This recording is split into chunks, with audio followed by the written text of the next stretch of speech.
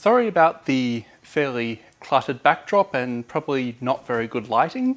I'm standing in my parents' shed right now, but this is where I have my Wallbox Pulsar Plus installed, and it's what I've been using to charge my 2021 Kia Niro EV for about the past 8 months now.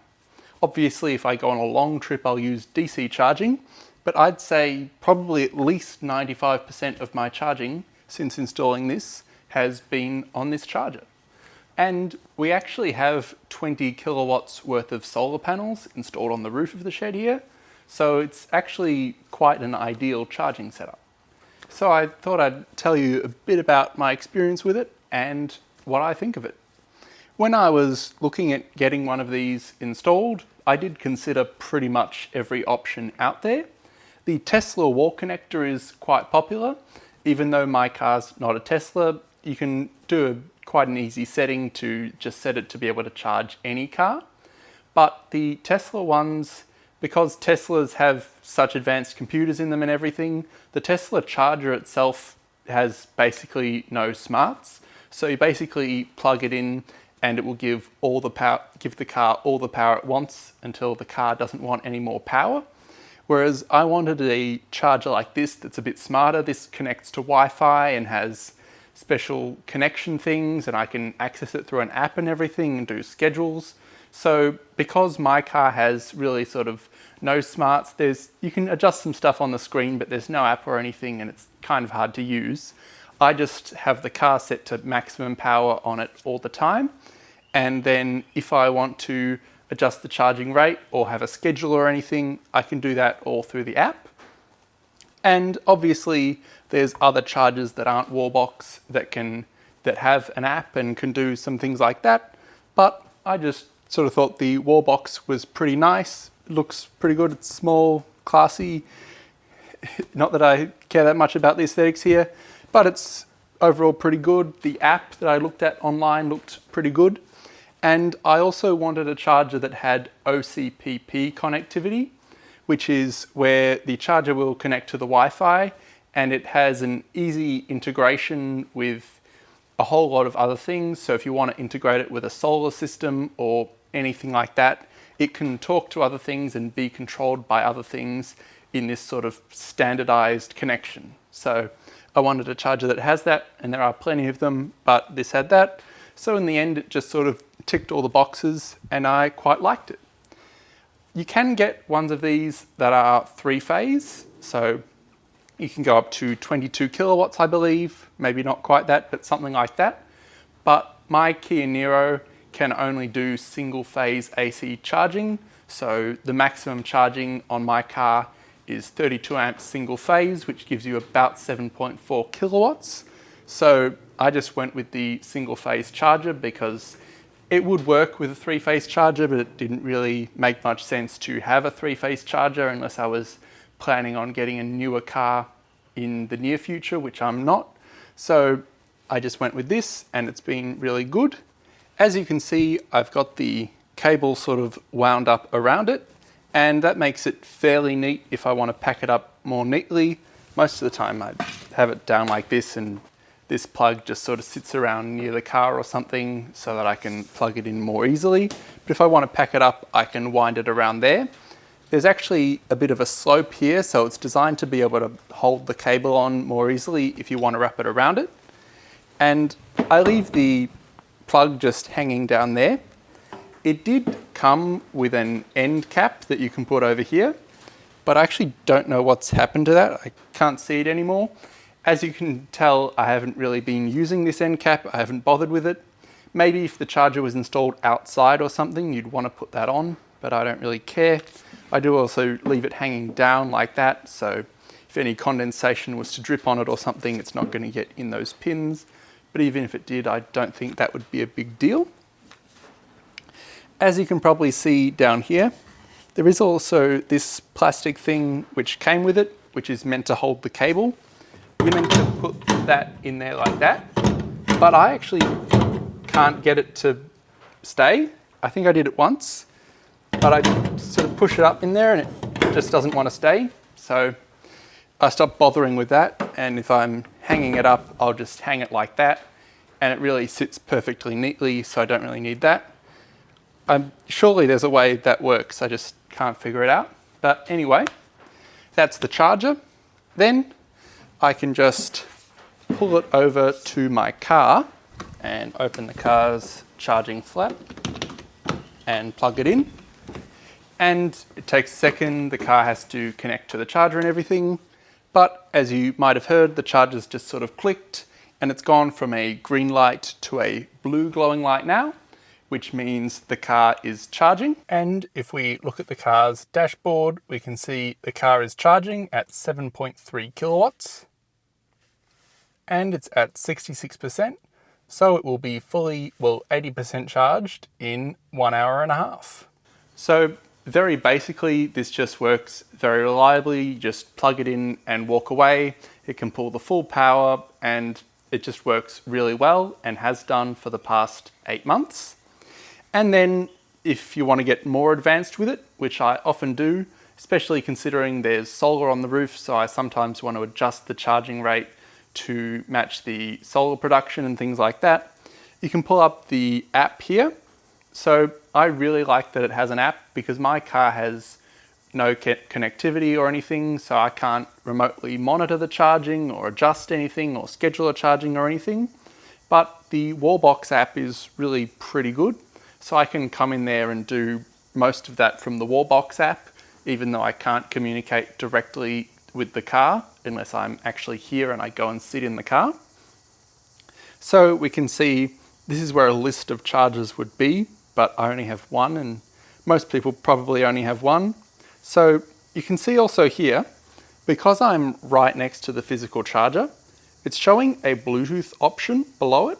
So that means I could connect to the charger via Bluetooth, which I guess is really good if you don't have Wi-Fi, because sometimes your parking spot or your garage or shed or wherever you are might not have a usable Wi-Fi signal or any Wi-Fi signal in it. So that means as long as you get within 5 to 10 meters of the charger, you can connect to it via Bluetooth and then have basically all the app functionality there. You just can't use it while you're away. But when I leave the shed, the Bluetooth drops out completely, but it also has Wi-Fi here. As we can see, there's that Wi-Fi signal, which means basically as long as I have an internet connection on my phone, I can access the charger and communicate with it. One problem I've kind of found is if I'm standing in the shed and then I check that the charging's all started correctly or something in the app, and then I leave the shed and maybe 15 minutes later I want to pull it out and see how it's going, the app tries, my phone and the app tries to connect to the charger through Bluetooth and it sort of says connecting and failing. So that's probably my main problem with the charger, that it sometimes tries to use Bluetooth in the app when Bluetooth is very clearly not available and it has to use Wi-Fi, and if it used Wi-Fi it would work. So that kind of annoys me. And sometimes the Wi-Fi can be a little finicky, but the Wi-Fi mostly works fairly well. So that's probably my main annoyance, but it's more just sort of you close the app and then open it again and then it'll work fine. But that is a little bit annoying. If we go ahead and tap on the charger, you'll see it said connecting to charger. And if I was away from the Bluetooth, it might try to connect via Bluetooth and then it would just sort of say connecting to charger for a long time. But anyway, it's worked this time as it usually does. And we can now see power coming from the grid, 7.4 kilowatts into the vehicle, and 0.5 kilowatt hours have been delivered into the car since I plugged in. So basically in the time I've been standing here saying all of this. So that's good to be able to see. It's even up to 0.6 now, so that's really good. It does say from the grid here, and right now it's very sunny and it's 3 p.m. I'm sure none of this power is coming from the grid with the 20 kilowatts of solar power on the roof and only putting 7.4 into the car.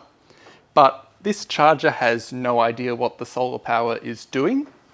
There is actually an option you can order where it basically installs a Wallbox solar power meter sort of near your power meter so that the charger can see how much solar power is flowing out to the grid. So then it can see basically how much is solar and how much is grid. So that's why it actually says there grid, because it might say solar if you'd bought that extra meter and had that installed. But I thought it's probably not worth all the hassle to get that installed as well and the extra expense of buying it. And there's also an app called Cloud HQ, which connects through OCPP, which I was going to use and have used to connect it to the solar differently, but I don't use that anymore. I'll discuss that a bit more a bit later. Below this, we have the power limit, which is something I actually use quite a bit. If you tap, as you can see here, it's 32 amps. So this is single phase, so 32 amps is the maximum power. 32 amps at single phase of about 240 volts, which is what we have in Australia. Works out to about 2.3 or 2.4 kilowatts, roughly. So that's the maximum power the charger can deliver. But if we tap on this, it gives you a slider where you can slide it down. So I'll do this quite often if there's not as much solar power, or even if I just don't really need to charge the car as soon as possible, I want to have it just slowly trickling in all day. I might come in here and turn this down to maybe, let's say 15 amps. You can go as low as 6 amps, which is 1.2 kilowatts or something from memory. But let's say maybe 15 amps. If I want to set it at 15 amps, I can put it like that and tap set limit. And this is where it also occasionally tries to use the Bluetooth or something and then fails. But most of the time that works pretty well. And as you can see, the power going to the car is already down to 3.6 kilowatts. So by setting it to 15 amps, it's dropped the power quite quickly. So I'll often do that if I want to adjust how much power is going in. Down here we have options to add a schedule. I don't usually use schedules because I don't have that predictable of a schedule, and I often just sort of monitor it myself and turn it on and off when I want to using the stop button up here. But if you maybe have an overnight tariff or something that's cheaper, you can tap add schedule and you can set up schedules. It's all pretty good. I've used it sometimes if I'm going on a road trip the next morning and I want to make sure the car's fully charged before I leave or something. I can come in here and set all this. And when I have done it, this has worked very well, but most of the time I really don't use schedules.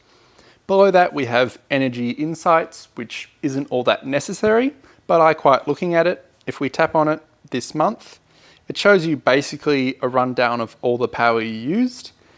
And part of this kind of annoys me that the information's not quite right, but that's sort of my fault for not installing the proper solar meter or anything.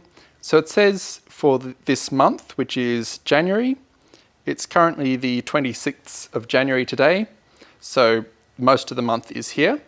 I've charged 506.2 kilowatt hours into the car, and it's saying that all came from the grid. Realistically, maybe 30 kilowatt hours of it came from the grid, but anyway, as far as it knows, that all came from the grid. So you can see here, and you can see each day and everything. It's pretty good. You can also see this dotted line here where it says 20.25, and that's the average charging amount of power that I've put in each day. And you can see, scroll down here and see recent sessions. So if you go view all, you can look at each individual session here. And it also gives you the cost of each session on the side here, but this is quite inaccurate, which is partially my fault once again for not installing the solar meter, but it's also a bit of the app's fault, which I'll show you a bit later in the settings.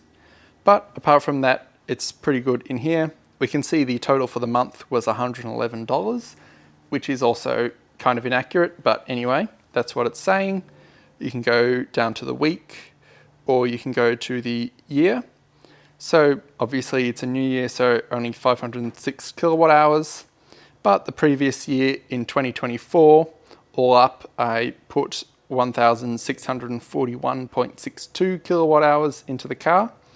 And as you can see, that started in May when I had the charger installed.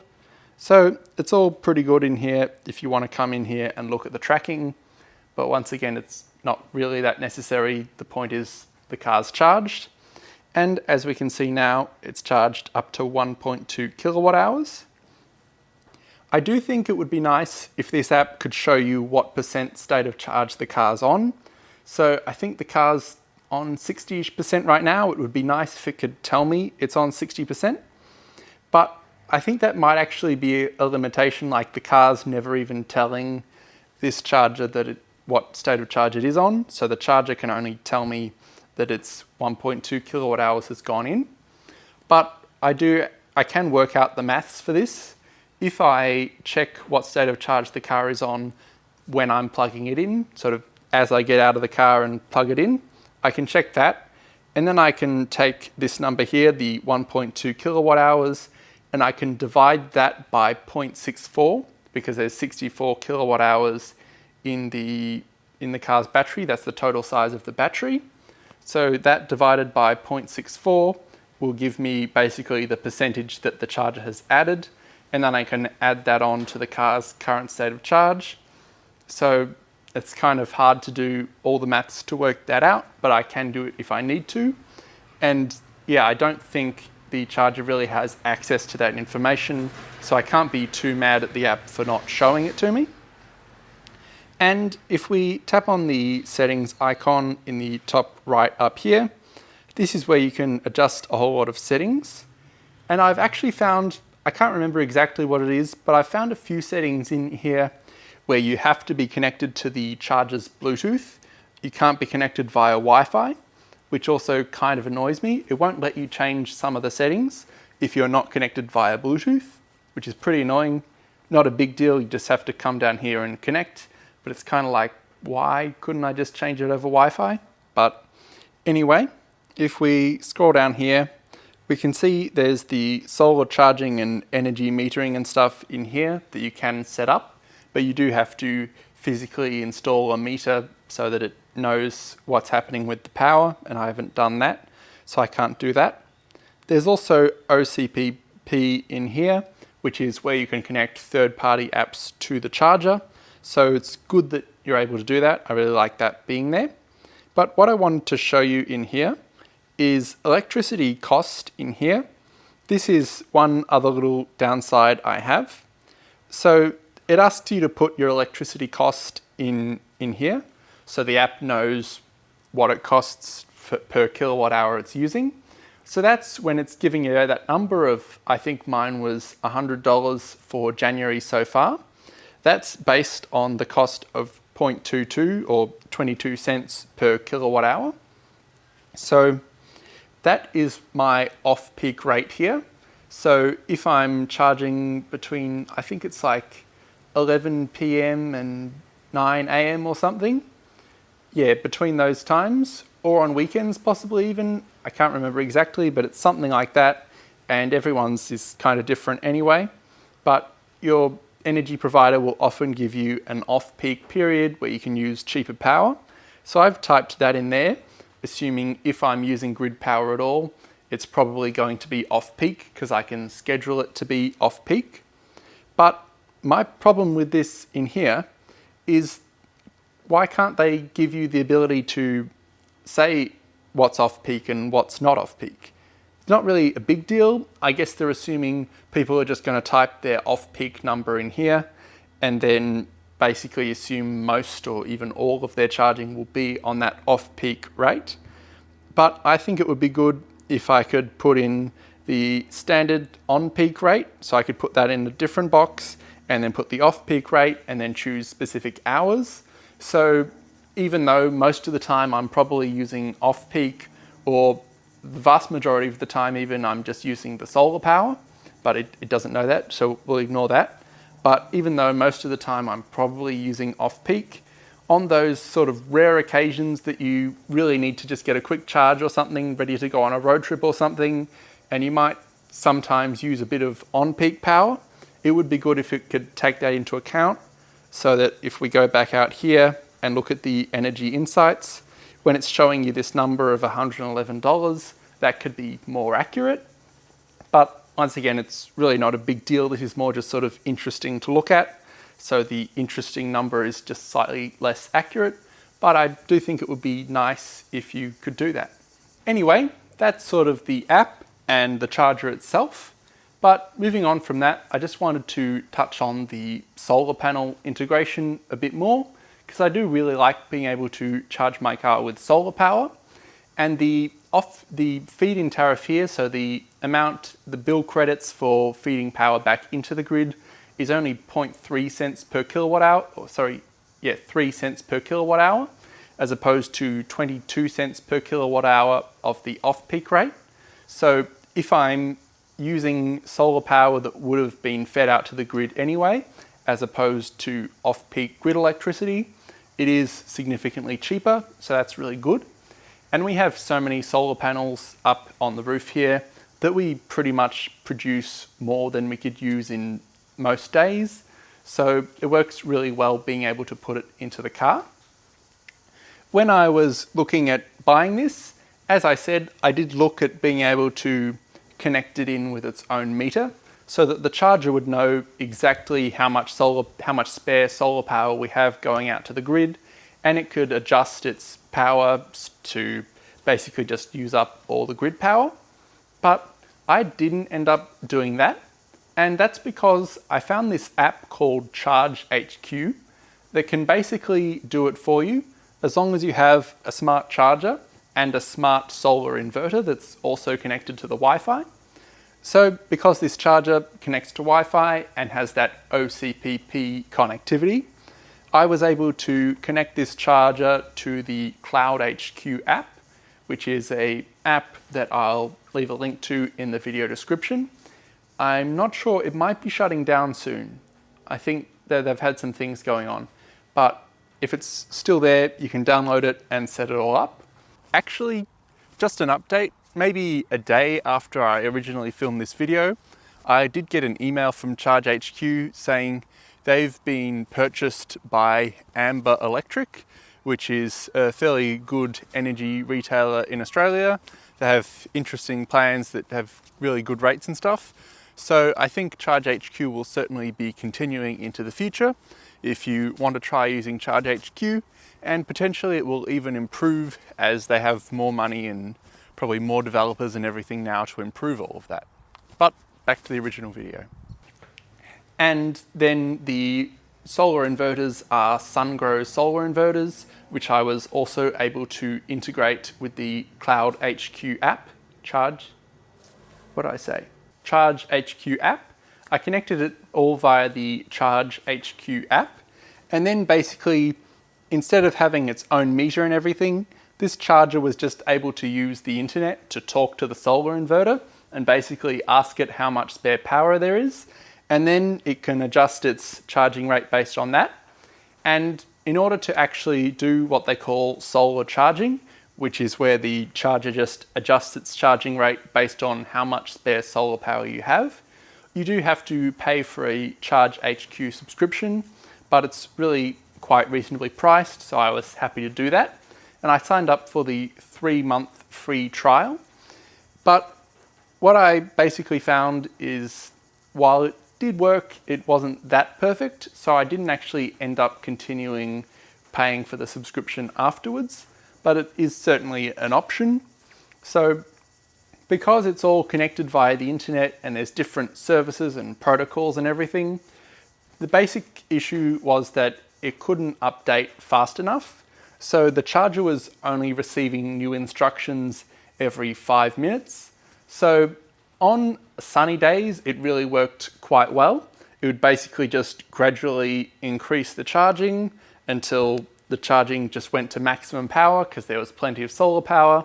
And if it was still charging at the end of the day, it would just decrease the power until it basically turned itself off as the sun was setting. So that would work really well. But what I found is on cloudy days, it'll be sunny, the solar power's generating lots of power, and the charger's charging at full speed. But then a cloud will come over and the solar power will just plummet, but the charger doesn't know about that yet. So the charger's just going to keep going at full speed. And then about 5 minutes later, it might be 3 minutes or something, but a few minutes later, the charger updates, so the charger knows, oh, okay, I have to slow down. So then it'll slow down the power. And often by the time it had slowed down the charging rate, the cloud had moved away and then the solar power was generating again. So it was almost doing the opposite to what it was meant to be doing on a cloudy day. Like it would charge the car at maximum speed when there was cloud over and not very good solar production, and then it would charge the car at minimum speed when there was no cloud, which wasn't exactly ideal. And then I did also have a few weird bugs where, like, randomly in the middle of the night or even the middle of the day sometimes even though there wasn't enough solar production or anything, nothing was good enough, the charging shouldn't have started. Sometimes I'd even have it set to stop so that just no matter what, the charging shouldn't start. The Cloud HQ, it seems, it must have been a bug. It would randomly send a message to the charger to say start charging. And then the charger would just charge the car at maximum speed until it finished charging. So that happened a few times over the 3 months that I had it set up. And that was kind of annoying, not really the end of the world, but it was just a bit annoying that it was doing that. So in the end, I actually ended up disconnecting all of that and not using it. And now I really just manually control it, because as you saw before, that app I use where I can see the power and everything and I can adjust it. I have another app on my phone where I can see the solar production for the day and I check that periodically. And we also have a battery here integrated with the solar system. It's a 12.8 kilowatt hour battery. So even on a cloudy day, I can do it manually. I don't have to be constantly monitoring it. I can just sort of set it to maybe 5 kilowatts, and if a cloud comes over, the battery will just kick in and keep charging the car at that 5 kilowatt rate.